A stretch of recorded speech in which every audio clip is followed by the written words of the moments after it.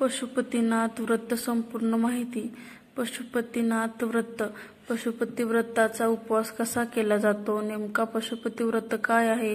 पशुपतीनाथ व्रताची महिमा काय आहे? पशुपतीनाथ व्रत केल्याने आपल्याला काय लाभ होतो? अशा सर्व प्रश्नांची माहिती आपल्याला दिली आहे. तरी आपण ही संपूर्ण माहिती नीट वाचून घ्यावी.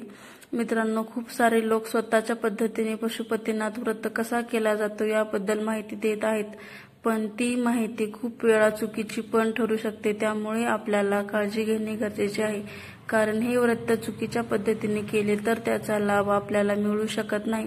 त्यामुळे हे व्रत संपूर्ण माहिती घेऊनच करावे. पशुपतीनाथ व्रताचा महिमा. मित्रांनो, पशुपतीनाथ व्रताचे अनेक फायदे आहेत. जेव्हा तुम्ही हा व्रत पूर्ण भक्ती आणि श्रद्धेने कराल तेव्हाच तुम्हाला त्याची महिमा कळेल. या व्रताचे पालन केल्याने तुमच्या सर्व मनोकामना पूर्ण होतील. हे व्रत केल्याने तुमचे रखडलेले कामे सहज पूर्ण होतील. एकदा तुम्ही महादेव पशुपतीनाथाच्या चरणी जाताल तेव्हा देवाचे देव महादेव तुमची खरी श्रद्धा पाहून केलेल्या उपवासाचे फळ नक्कीच तुम्हाला देतात, असे शिव महापुराणामध्ये सांगितले आहे. पशुपतीनाथ व्रत कधीपासून सुरू करावा? मित्रांनो, पशुपतीनाथ व्रत करण्यासाठी कोणताही महिना निश्चित नाही. तुम्ही हा व्रत कोणत्याही महिन्यामध्ये करू शकता. यासाठी तुम्हाला कोणतीही तारीख किंवा मुहूर्त बघण्याची गरज नाही. यासाठी तुम्ही कोणत्याही सोमवारी हा व्रत करू शकता. कृष्ण पक्ष असो वा शुक्ल पक्ष, दिवस फक्त सोमवारचा असावे हे लक्षात ठेवा. पशुपतीनाथ व्रत कोणी करू नये? मित्रांनो, देवाचे देव महादेव हे स्वतः सृष्टीने पालनहार आहेत. या जगातील सर्व प्राण्यांचे देवदेवतांचे नाथ आहेत, म्हणून त्यांना हे कधीच वाटणार नाही माझ्या भक्तांना कोणत्याही प्रकारचे कष्ट वाटावे. म्हणून जे लोक वयस्कर आहेत, आजारी आहेत किंवा ज्या महिला गर्भवती आहेत अशा लोकांनी हा व्रत करू नये. पशुपतीनाथ व्रत कोण कोण करू शकते? मित्रांनो, पशुपतीनाथ व्रत हा कोणीही केला तरी चालतो. म्हणजे पुरुष किंवा महिला हे दोघेही व्रत करू शकतात. पण महिलांना जर मासिक पाळी आली असेल तर ही पूजा घरच्यांनी कोणीही केली तरी चालते. पण हेही शक्य नसेल तर फक्त उपवास केला तरी चालतं. पशुपतीनाथ व्रतासाठी लागणारी साहित्य: पूजेचे ताट, कुंकू, अबीर, गुलाल, अष्टगंध, लाल चंदन, पिवळं चंदन, अक्षदा, विना, तुकडे, पडलेले तांदूळ, बेलपाने, धोत्र्याचे फूल, तांब्याच्या तांब्या. पशुपतीनाथ व्रताची सकाळची पूजा कशी करावी? विधी: सगळ्यात पहिल्यांदा सोमवारी सकाळी शुभ मुहूर्त मध्ये आंघोळ करून पूजेचे ताट तयार करून घ्यावे. मित्रांनो, लक्षात ठेवा, बरेच लोक त्यांच्या इच्छेप्रमाणे धोत्र्याचे फूल ठेवतात. असा कोणताही नियम नाही. जर तुमच्याकडे धोत्र्याचे फूल नसेल तर काही हरकत नाही, कारण देवाचे देव महादेव भोळे आहेत, भोलेनाथ आहेत.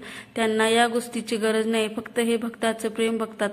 पूजेचे ताट बनवताना हे लक्षात ठेवा, दोनदा पूजा होईल तेवढे सामान सोबत ठेवा, म्हणजे सकाळची आणि सायंकाळची पूजा होईल.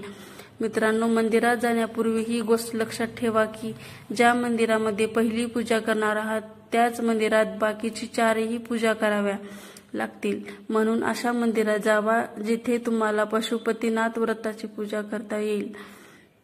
मंदिरात जाऊन पहिल्यांदा देवाच्या पाया पडा आणि मनातल्या मनात उपवासाचा संकल्प करा. सोमवारी खूप सारे भक्त दर्शन करायला येत असतात, त्यामुळे त्यांनी वाहिलेले फूल, बेल, पाने शिवलिंगावर असतात. त्यामुळे सर्वप्रथम शिवलिंग व्यवस्थित साफ करून घ्या. त्यानंतर पाण्याने शिवलिंगाचा अभिषेक करा. पाण्याने अभिषेक करतानाही लक्षात ठेवा, अभिषेक केलेले पाणी थोडंसं वाटीमध्ये धरा.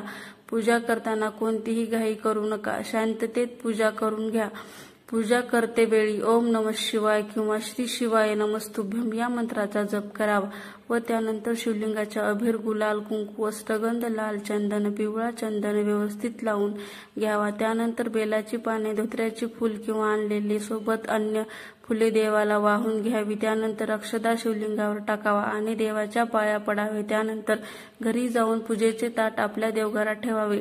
पशुपतीनाथ व्रताची सायंकाळची पूजा कशी करावी?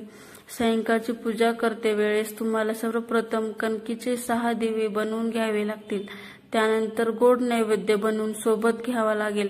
लक्षात असू द्या, सकाळी ज्या मंदिरात पूजा केली त्याच मंदिरात सायंकाळची पूजा करावी लागेल. शिवलिंगाची पूजा केल्यानंतर सोबत आणलेले 5 कणकीचे दिवे शिवलिंगावर समोर लावून व उर्वरित राहिलेला 1 दिवा तुमच्या सोबत ठेवावा लागेल. त्यानंतर देवाला आणलेले नैवेद्य किंवा प्रसादाचे 3 हिस्से करून देवासमोर ठेवावे आणि देवाला नमस्कार करावा. मनातील इच्छा देवाला सांगावी व नंतर प्रसादाचे 2 हिस्से देवासमोरच राहून द्यावे आणि 1 हिस्सा तुम्हाला सोबत घेऊन जावा लागेल. घराजवळ आल्यानंतर दिवा उजव्या हाताला दिवा लावावा आणि तो घरात ठेवून मगच घरात प्रवेश करावा. उपवास सोडण्यापूर्वी मंदिरातून आणलेले प्रसाद ग्रहण करून घ्यावा. प्रसाद इतर कोणालाही देऊ नये, स्वतः ग्रहण करावा लागेल. त्यानंतर जेवण करून उपवास सोडू शकता. या पद्धतीने तुमच्या पहिल्या सोमवारची पूजा संकल्प पद्धतीने बाकीच्या 4ही